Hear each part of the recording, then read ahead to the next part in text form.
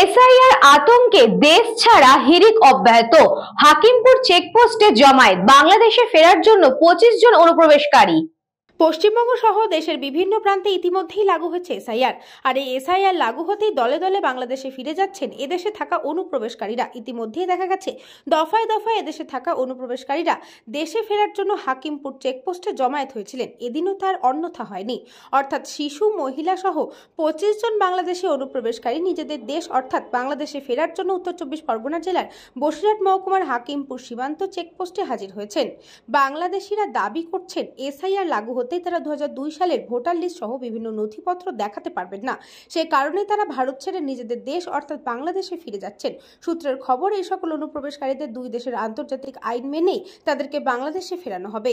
দেশের বাড়ি খুলনা জেলা কয়রা থানা, গ্রাম 3 নম্বর কয়রা। বর্তমান থাকি ইন্ডিয়া, কলকাতা, হাতিয়ারা। আমি মারুফ বিল্লাহ। আর কিছু তো এসেছি এখানে, তো মনে করো থাকার জন্য না, কাজকর্ম করার জন্য এসেছি।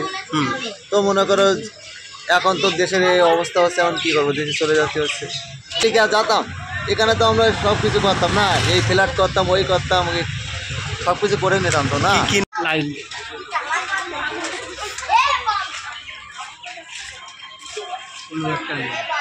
আর এই বয়স্ক লোক বলো,